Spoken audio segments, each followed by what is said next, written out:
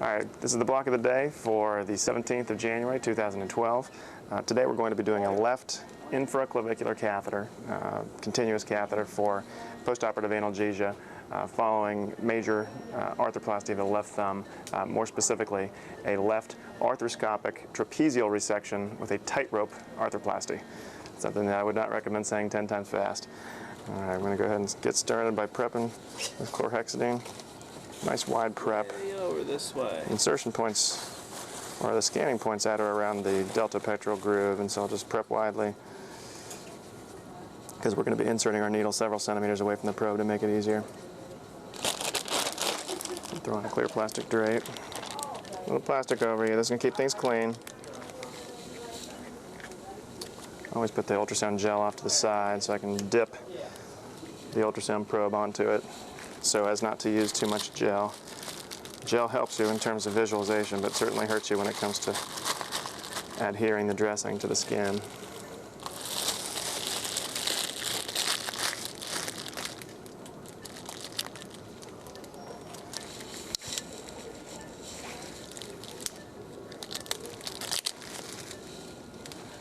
Start by scanning at or around the delta pectoral groove here. I'll get a close-up shot of that from behind. Okay, it's in a parasagittal angle, and the sliding motions are medial and lateral, and the tilting motions are also medial and lateral. I'm just trying to get the best, brightest view of the 6 o'clock position relative to the axillary artery, as well as oftentimes the lateral cord simultaneously. So before we even get started, we usually know that our depth of the ultrasound is going to be at least 4. We usually start at 4 or 4.9. And we'll also turn up the gain some there. So we'll switch to a picture-in-picture shot. Okay, right in the middle of the screen there, just deep to pectoralis major and minor. You can see a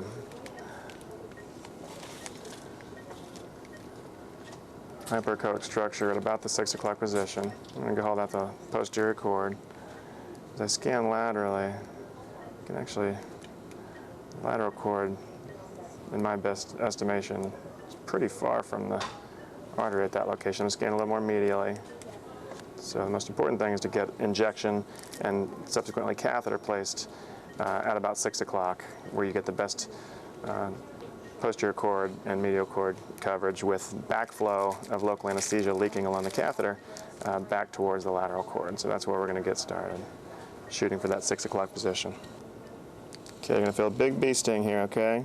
Big pinch and a burn, about 3 or 4 centimeters away from the probe, I'd estimate. Nice big skin wheel. And infiltrate the track that TUI is going to take.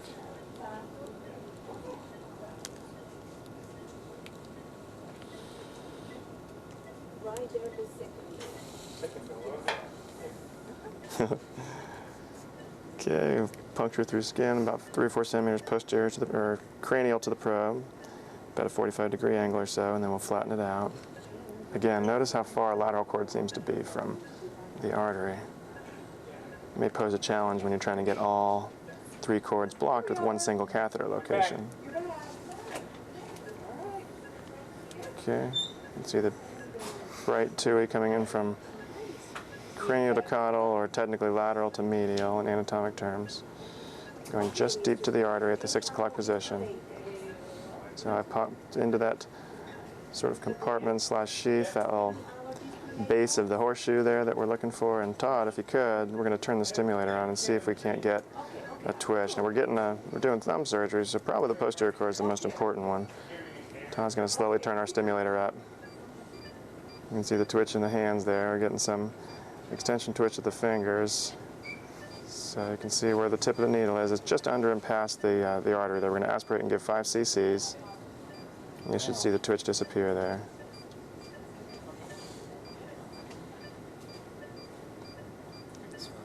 Okay, I'm going to pull back very slightly and give another 5 cc's. We'll see if we can't push that artery directly up, directly superficially, and let that spread, turn the corner up towards medial cord. That's 10 cc's total? Correct. Okay, I'm going to pull back even more. 5 more cc's there.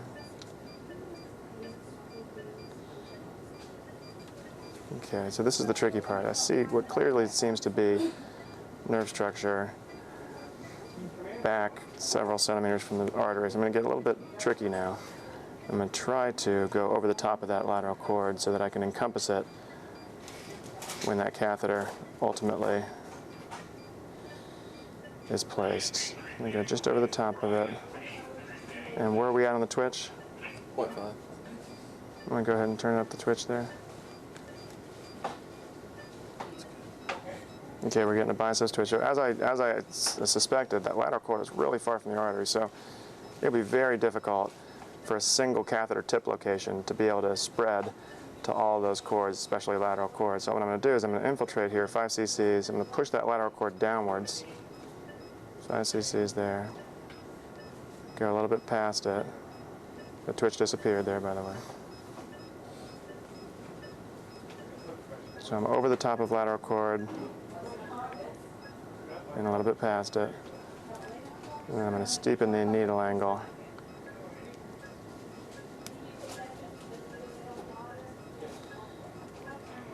Give me 2 cc's there.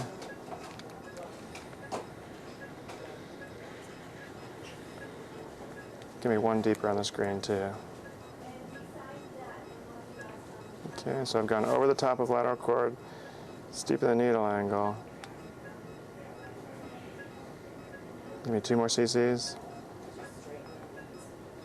See, now I'm back in that position at the 6 o'clock position.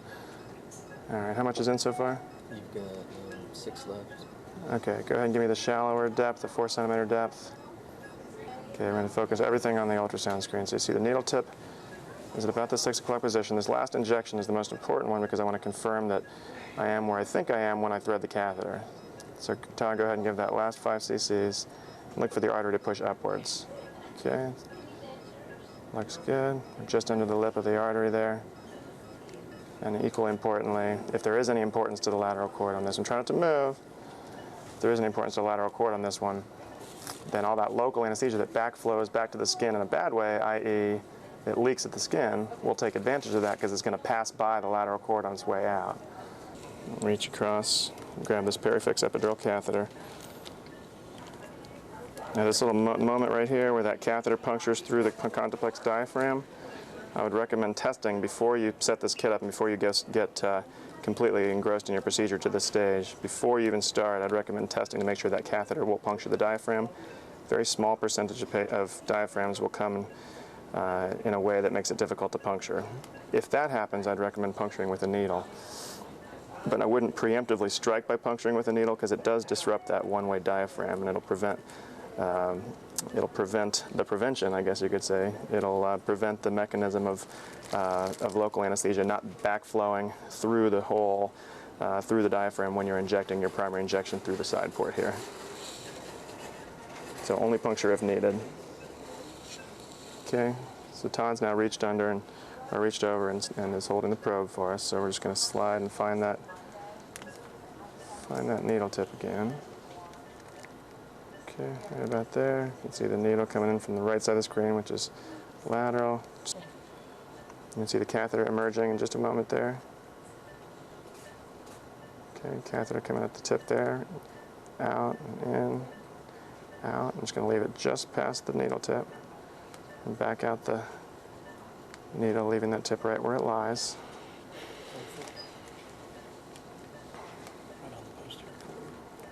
Okay. So I'm going to back the needle out at least halfway out before I start advancing that catheter any. So I'm fearful that that tip will continue to go farther than it needs to go. Right now it's in the right location. When you're in the right location, you can only stay in the right location or go farther from the right location. So that tip is just under and past the artery, which is exactly where I want it to stay. So I'm almost 3/4 of the way out with the catheter, with the needle.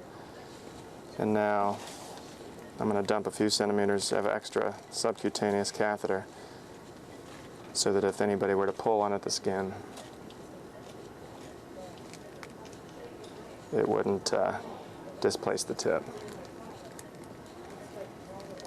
I usually try to leave it around 10 to 15 at the skin, 12 to 15 at the skin or so. And that's where it is. It's 14 right now. Go ahead and disconnect the stimulator there. Okay.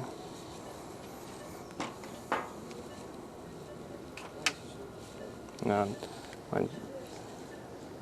probe holding hand. My left hand is now holding the tip of the catheter, or excuse me, the insertion of the catheter at the skin, not letting go. I'm just clipping on the alligator clip there. And we're going to do a quick test dose that's also going to confirm that our catheter remains in the correct location. So this is about 2.5 cc's of 2% lidocaine with 1 to 200,000 epinephrine. I aspirate negatively. So right side again is lateral, left side is medial. I see the pulsatile axillary artery in the middle of the screen, just deep to pectoralis major and minor. Medial cord looks to be about 10 o'clock position. Posterior cord looks to be about 6 or 7 o'clock. And then lateral cord is, like we saw before, about 2 o'clock, but several, about twice as far away as the other two cords. So a little bit of air on 3. 1, 2, 3. Okay. And then some local, 1, 2, 3. Looking to see that artery push upwards between the, yep, a little bit of air extra there. So the catheter is right where we want it, a little bit under the artery and a little bit past it. The tip is dwelling just deep to medial cord, and as local anesthesia passed back towards the injection, it's passing by posterior cord at the 6 o'clock, and you can see a nice donut sign that Todd just showed us there of lateral cord at 2 o'clock, but farther away from the artery. So I think that's probably the best I can do to get all 3 cords covered with one catheter tip location. I think that overall that this is one of the hardest blocks to get all of the brachial plexus covered with, because the cords can be so spread out relative to one another. So take advantage of the fact that local anesthesia is going to backflow from tip to insertion site, and make sure to always go a little under and past the target when possible, a little bit past the target, so that the local anesthesia that backflows along the catheter gets it on the way out. And in this case, I took advantage of even one greater degree of creativity here, in that I went over and past the lateral cord, so that when that local anesthesia continues to track along that catheter, it's going to hit medial cord when it comes out the tip, posterior cord as it goes by the artery, and then lateral cord as it goes back and then over the lateral cord. And get the best picture we can to save for billing. Okay, picture. Okay, it's not always a perfect view post-injection, but you can see posterior cord around 7 o'clock, medial cord around 10 o'clock, and lateral cord around 2 o'clock, all around the clock face, which is the axillary artery. Get a nice wipe of all that ultrasound gel off. Notice I haven't let go of that catheter with my index finger on my left hand. Okay, a little benzoin to make things sticky.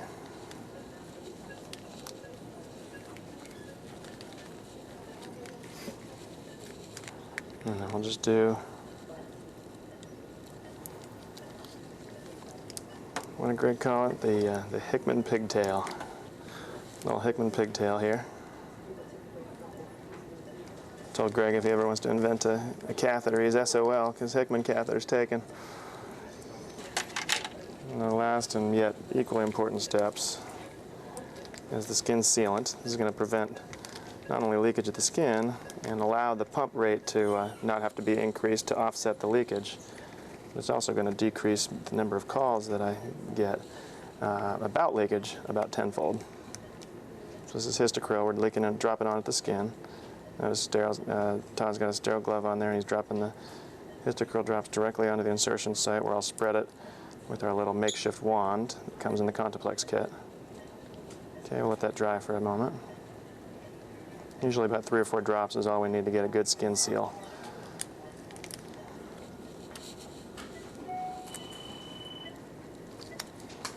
Usually put one steri strip on, and then pass the catheter through to Todd.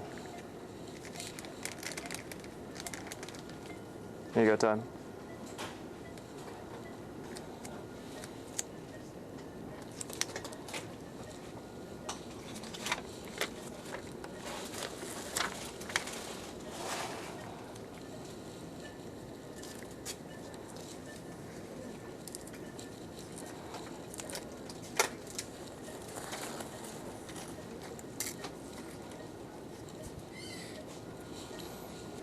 So that concludes this block of the day for the 17th of January 2012. Left-sided infraclavicular catheter for major arthroplasty of the left thumb.